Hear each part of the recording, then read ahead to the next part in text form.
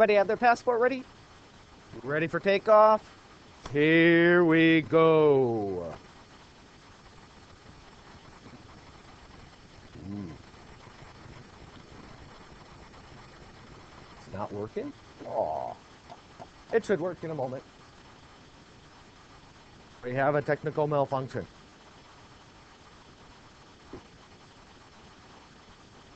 There we go.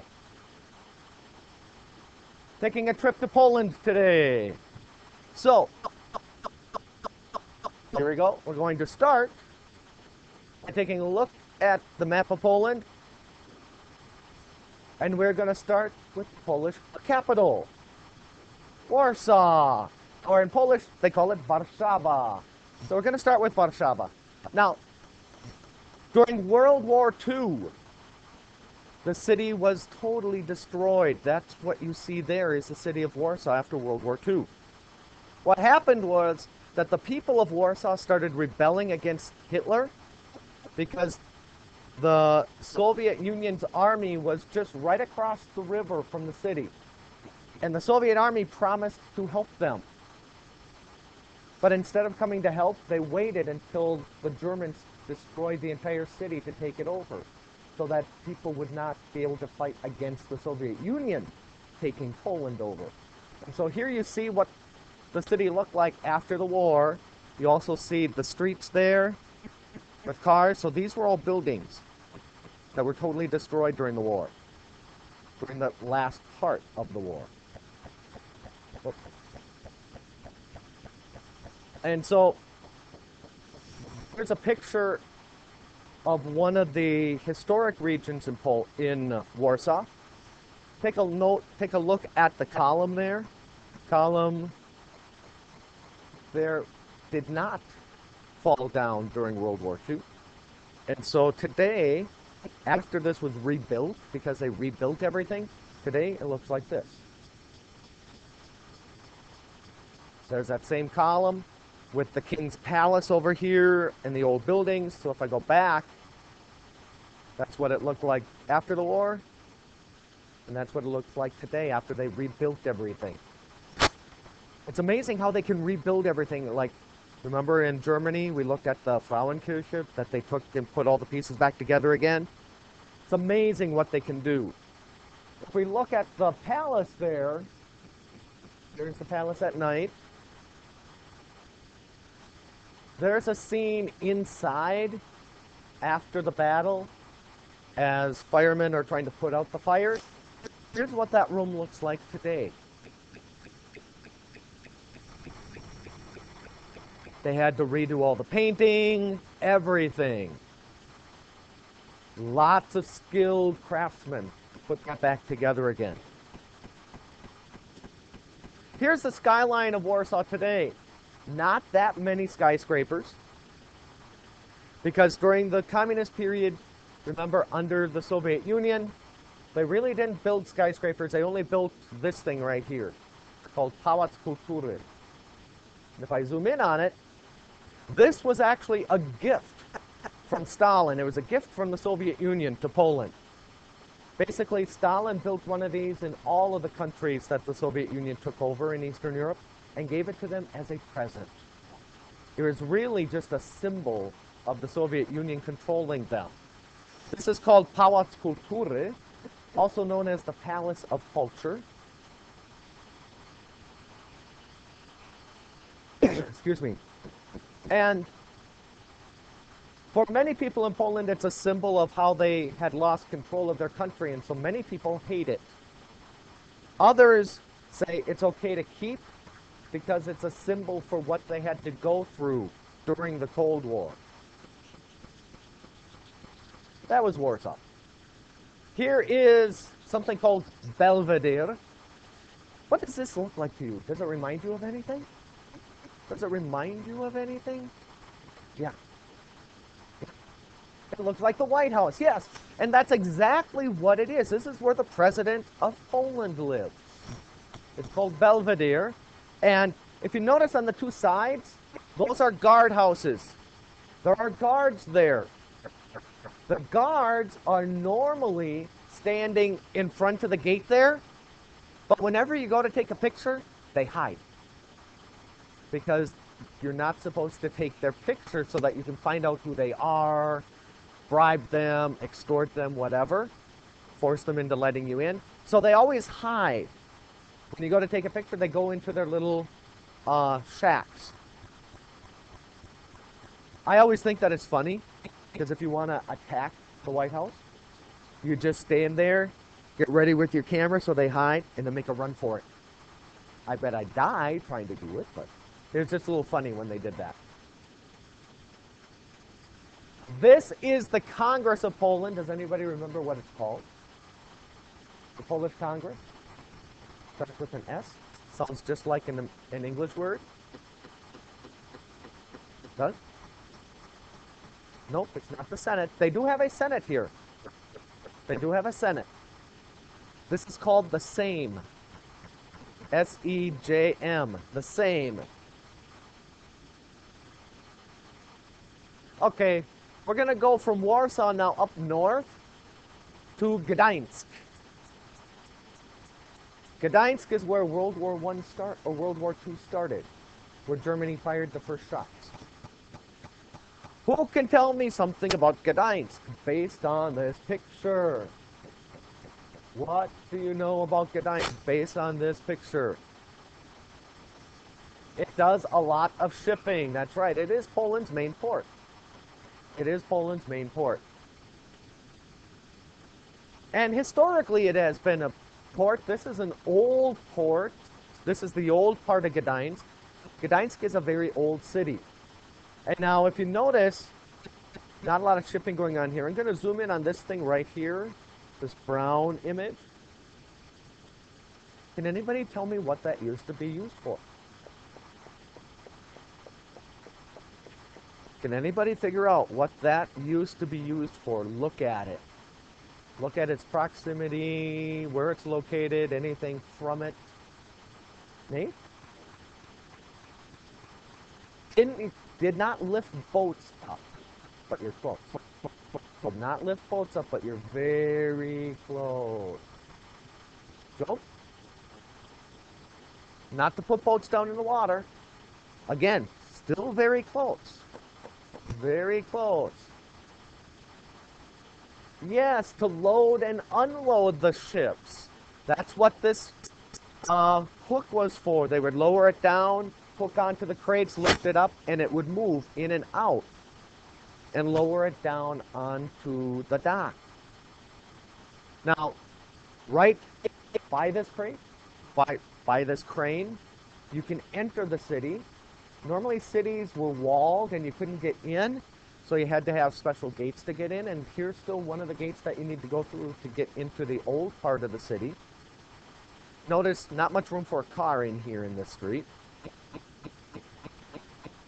Here's one of the main areas of Gdańsk. It's called Nowy Targ. This is sort of like an area. It used to be a street. It's an area where only people can walk. It's a pedestrian zone. And if you've ever been to downtown Minneapolis, it's sort of like Nicollet Avenue or Nicollet Mall, where you can't drive, you can only walk. Notice the buildings here are very skinny, very colorful. Like on the right, 1, 2, 3, 4 stories tall, very decorative. The idea was to make sure that each house looked different, stood out, had its own character. On the left, can anybody tell me what that building might be behind the Fountain of Neptune? What building might that be? Considering if you look up above and see something. What might that building be? Sammy? Why would you say it's a church? Okay, because churches have clocks on them. I'm going to tell you it's not a church, but it does have a clock. And we did look at some other buildings that also had clocks, not just churches. No, not the Palace Kultury. Nope, not a hotel. Remember when we saw the Glockenspiel? The statues in that moved around in Munich? That wasn't in a church. That was in City Hall. This is City Hall. Very tall, very skinny, with the clock tower. At night, the City Hall, all lit up. And this area, I believe I have a picture of it around Christmas time. Yes. Notice, do you see any snow there? What do you see, though? Look at the ground. What do you see? Rain. This is up on the northern coast. It's a little more mild. It doesn't get a lot of snow up there, but it does rain.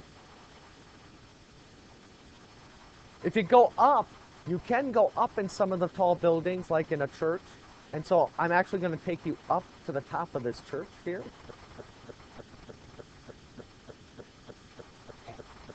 As we go up and up, that's my friend's son. His name is Kamil.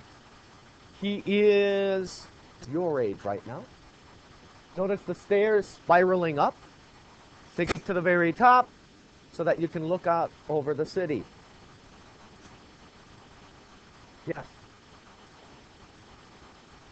It is old. It is very old. Very, very old. It's still in use, so they preserve it, yes.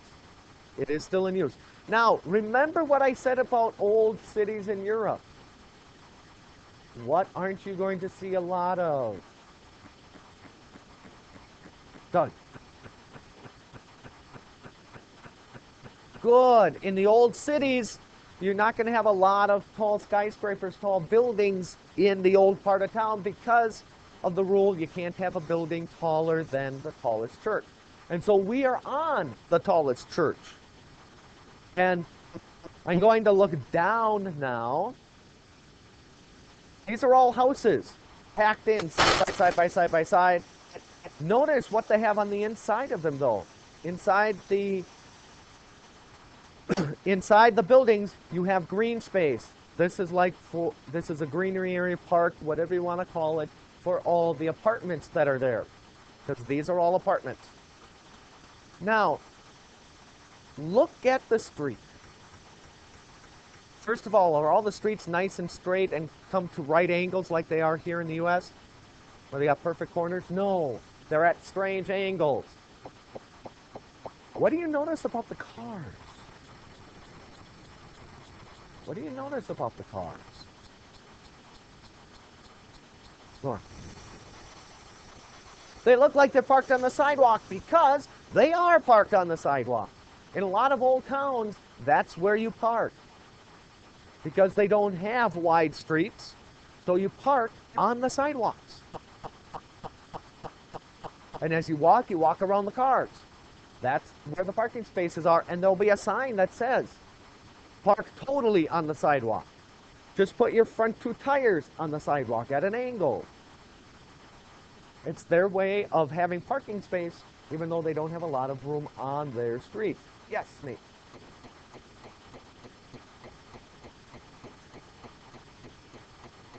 That might be in a different order, okay?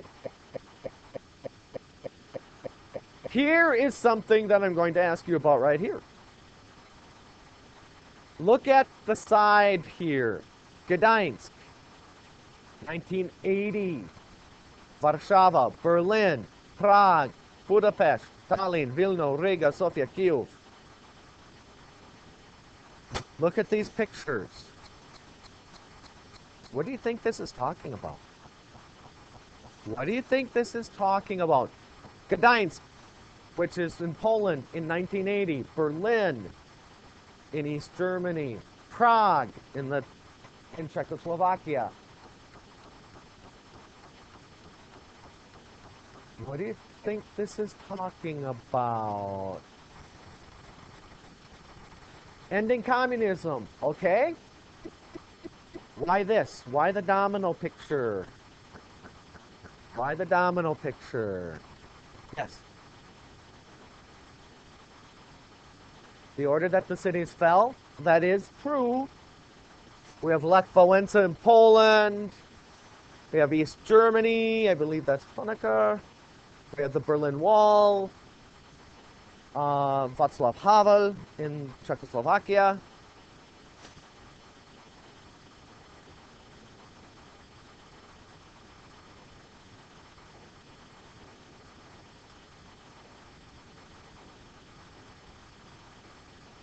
Yeah. One city rebels, and then the next country rebels, etc., etc., etc. Remember, Poland was the first country in Eastern Europe to get free. And when it got free, the neighboring countries saw that it was possible, and then they started. So Poland went, East Germany went, Czechoslovakia went, and all the way down to this guy right here, the guy in that domino we'll talk about later, another day. He's in the Ukraine in 2004.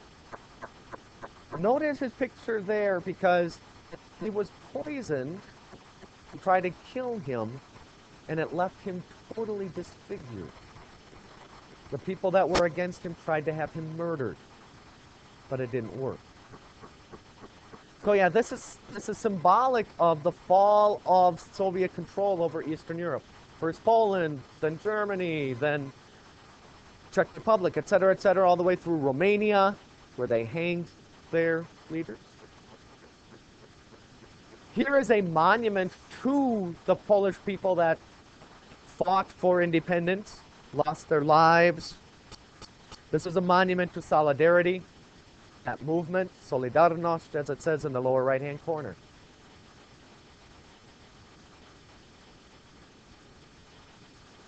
The train station in Gdańsk. Do you notice anything there? Do you notice anything there, Connor?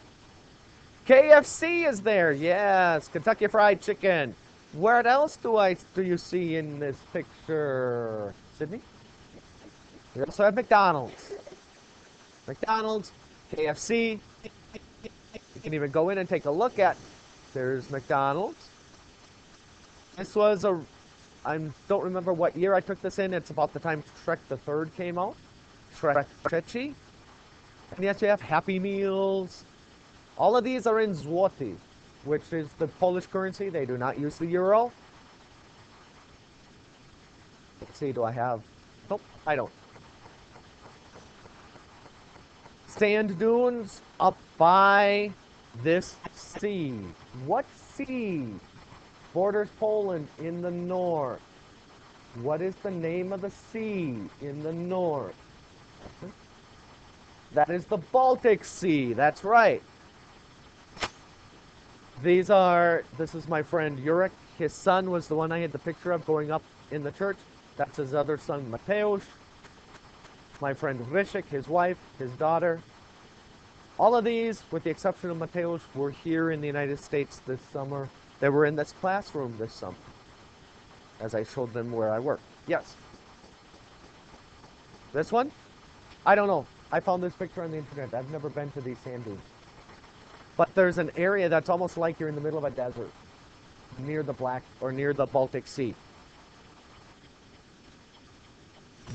There's the sunset over the Baltic. The water is cold. Even in the summertime, it was cold.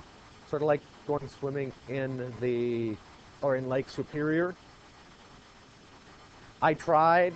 It was just way too cold for me. My friend Rysiek, he just went out there swimming like it was nothing. Yes.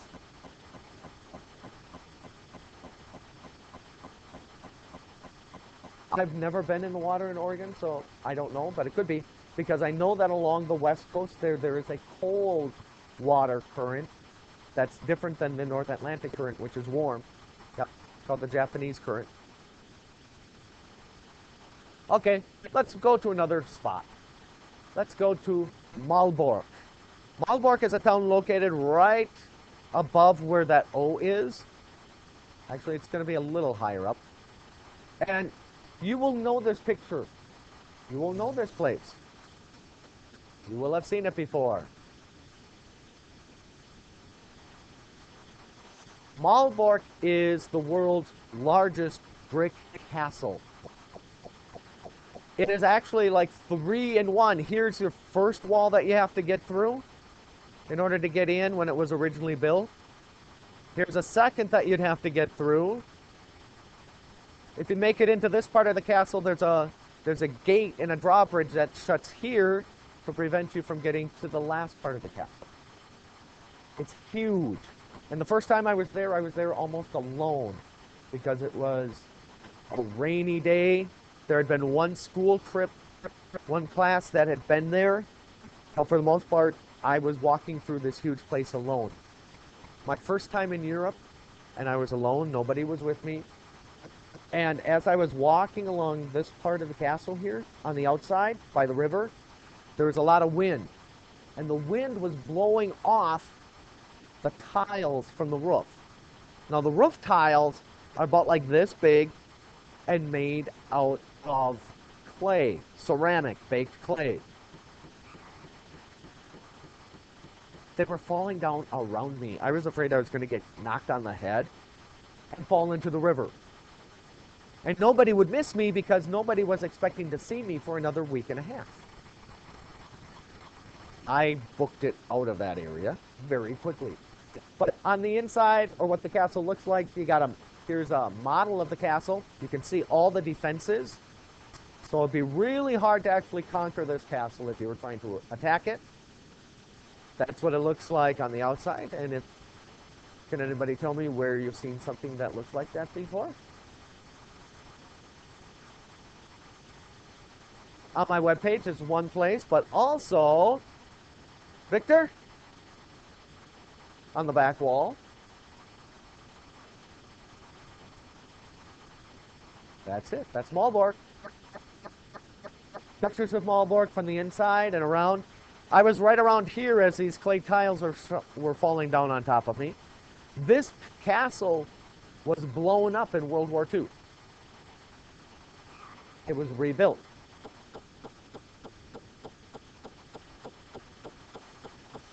Trying to get from one part of the castle to the other. That gate comes down, you're trapped. These are called murder holes. They open up and you can shoot down, you can pour boiling oil on them, you can throw rocks on them. You're stuck. On the inside, it's been totally redone, repainted, restored. They actually had central heat. The floors were heated throughout this castle. The floors were heated. Okay, moving on from Malbork, we're going to go to Mazzurri. And what do you know about Mazzurri? I talked about it a little bit the other day. It was in your reading. It was on your assignment. What do you know about Mazzurri? Give you a hint. Something else that starts with an M that you are very, very familiar with. Something else that starts with an M that you're very, very familiar with. Yes. It's just like Minnesota. It has a lot of lakes. And so if we take a look, you'll see the land is very similar to Minnesota. Lots of trees, grasses, lakes. You'd feel right at home in this part of Poland. Hey, look. What are they doing? They're fishing. Do people fish in Minnesota? Are you sure? Yeah, I think so too. That picture could be from anywhere in Minnesota, but it's from Poland. Okay, let's leave Mazzurri and let's start heading south. We are going to go to a city called Częstochowa. I know it's a big mouthful. Częstochowa. Now, normally I have something hanging up in this room that I get from my grandmother, but I didn't do that this year. My fault. Częstochowa. You have a question, or were you just playing with your pencil? Okay. Okay. Częstochowa. Częstochowa is known. Częstochowa is known as a very important religious location. Anybody remember from the notes, what is the main religion of Poland? What is the main religion of Poland? Yes. Okay, they follow Roman Catholicism. And so as we go into Częstochowa, one of the most holiest places in Poland is a shrine there that people march to every year. They walk hundreds, if not thousands of miles every year at the same time on what is called a pilgrimage. A pilgrimage is a religious trip. If you notice, what are they holding in this picture?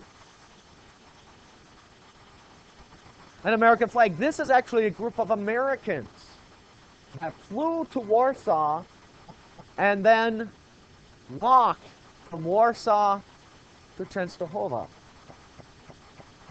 When I say that they are walking, people walk from all over the country to Częstochowa. They don't ride trains, they don't ride bikes, they walk. They walk, sometimes they sing religious songs, they carry religious banners, they even push their babies. And they walk and they walk and they walk across fields, along streets, until they finally see here's one group and then here's another group from someplace else right behind them, until they finally meet. Espen. From Warsaw to there, I would say, depending on how many miles you walk a day, people end up walking like a month or so, of walking, yeah, depending on how far you're going. And they're all there to see one thing. They're there to see this. This is a religious painting. It's called an icon. And this is called Czarna Madonna, or the Black Madonna. They're coming to see this. This is actually a picture of a painting of Mary and baby Jesus. It's very Eastern. This looks like it could come from Greek Orthodoxy. But there's a story about this. And it's called the Black Madonna because the pigments, the colors that were used on her face, darken. Okay? It's not saying that Mary and Jesus were African. It's just the paint that they had available to them. Now, notice here, you see something on her cheek. That's what they're all coming about. Here's the story. In the 1600s, Poland was at war with Sweden. Sweden had attacked and had invaded Poland, and Poland was losing badly. And the story is that when the Swedish troops got to Częstochowa, a couple of them snuck into the monastery, the big church, and tried to steal this painting. One of the soldiers supposedly scratched or took a knife and cut her face. As soon as the soldier did that, the icon, the painting which is about the size of this right here, became so heavy that they could no longer hold it and they dropped it. According to the story, they couldn't pick it up, they couldn't drag it. They could not walk off with it. And also according to the story, at that moment when the painting became so heavy that it could not be taken away, the tide of the battle changed at Częstochowa, and the Poles won that battle. Whether or not you believe it, that is the story. They believe it was a miracle from God, that Mary saved Poland, saved the people of Częstochowa, and so every year, people from all around the country walked there. When there was a king in Poland, she was officially the queen. Mary, the mother of Jesus in their religion, was officially the Polish queen throughout the entire time that there was a king in Poland. Yes. Today, as far as I know, it can be moved. They do have it on display. They open it up at certain times. Whether or not it's the real one that they're displaying, some people think that it's just a replica so that the real one is preserved. But It's on display in here, in the monastery.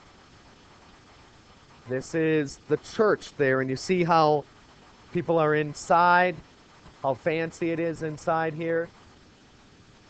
And that's the whole story behind the Czarna Madonna, the Black Madonna.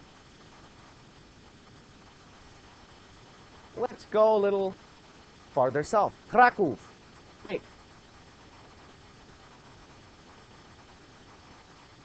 You save up your vacation.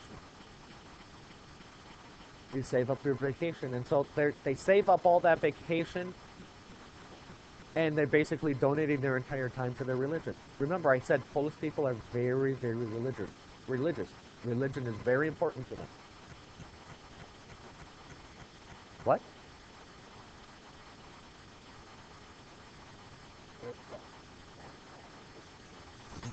But who would walk that far just to say picture? It's a symbol of their faith. They are sacrificing their time, their energy, to devote that time to their religion.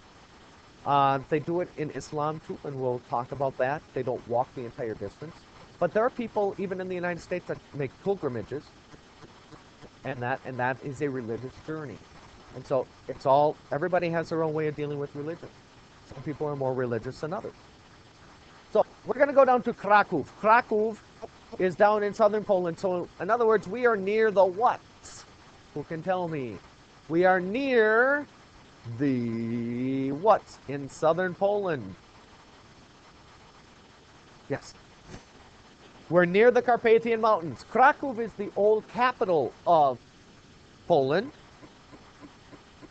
And here's a picture showing you the skyline of the old town. If you've ever heard of or seen the movie Schindler's List, that's where it takes place. It takes place in Kraków. This is the old town, which is preserved. It's the way it was back 400 or 500 years ago still. In order to get into the old town, you have to go through the old city walls. This one is called Brama Floriańska, or the Florian Gate. To get into the old city, you have to walk through the gate. Notice, you're not going to see any cars in the old city. The only cars you see there are people that work there or people that live there. If I turn around and look at the gate once I came through, there it is, with the wall that goes off on each side. And what do you notice? Anybody notice something in this picture?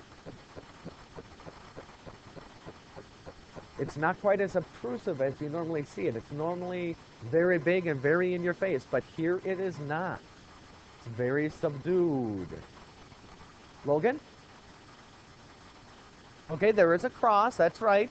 There's actually, this is St. Florian, or Florian, up here. There's something in this picture that you might not expect to see in the old town of Poland, or the old town of Kraków, and that would be, there's a McDonald's on the right-hand side. That's the only sign that there's a McDonald's there. They built the McDonald's in an old building, and when you go down and eat, you go down in the old brick cellars. It's one of the nicest McDonald's I've ever been in, because when you go in and you sit, that's where you eat, underground, in the old building.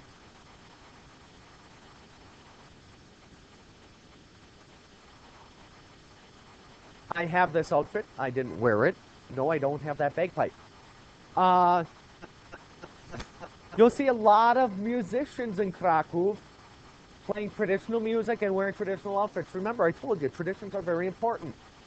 And so, he's from a mountain region, and look at that bagpipe. What do you think it's made out of? What is it made out of? Bagpipe made out of, Sydney? It's a goat. It's another goat. It is a goat. Notice he also plays accordion. Accordion music is also big in Poland.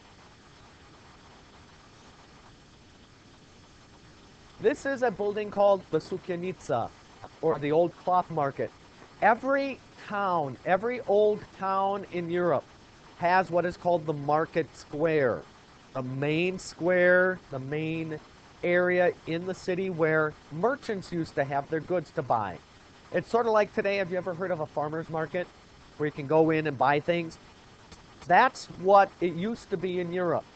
You could buy everything there, and in this building you used to be able to buy cloth to make clothes from. Today, it's full of little souvenir stands, like these. And that's where I've bought certain things. For example, that axe that I had yesterday, I bought right here. I bought this icon here, the Charna Madonna, for my grandmother. Lots of plates here, plates that I have over on the side, can be found here. Several years ago, bought a sword there. I bought a sword that's hanging up in my house. Hold the sword. You can buy armor there. And if you look down it,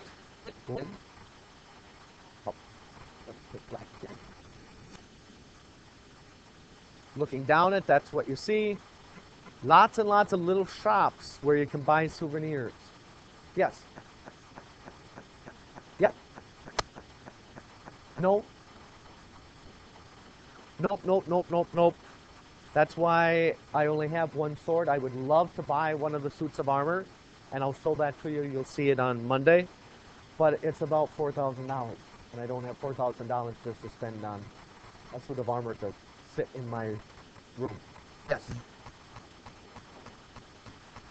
That was quite interesting. It was before 9/11, but we wrapped it in towels, put it in a ski bag, taped it all up, and as we were at the airport and we put it through security, we explained what it was and then let it through.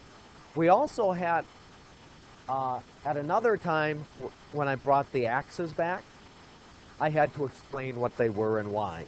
And they laughed at me and like, oh yeah, we know what those are. Send them on through.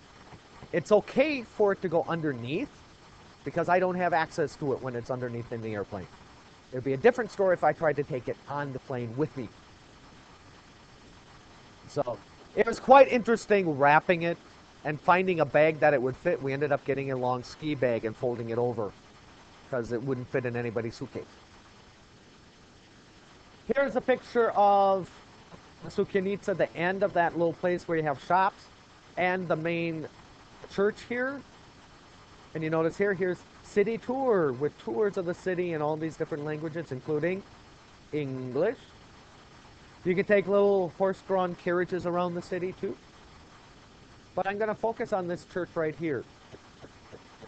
It's called St. Mary's Church. And if you notice, there's a little crown on one of the towers here. Inside, they painted the ceiling to be like sky with stars. Very big, very sort of dark feeling. Very powerful. Now, every hour on the hour, a trumpet player plays this from the tower.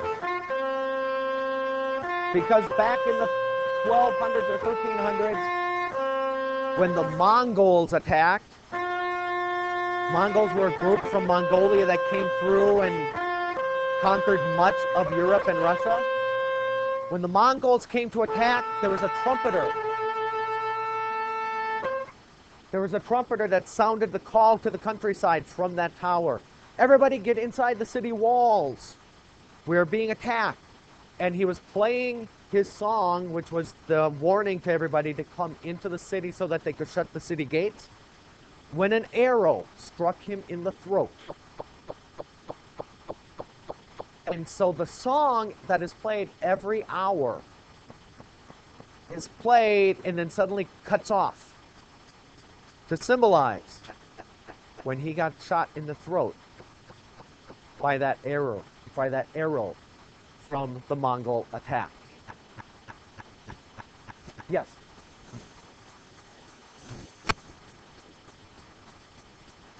They do it every hour. I don't know what the schedule is at night when people are sleeping, but I know while the sun is up, it is every single hour, at the beginning of every hour.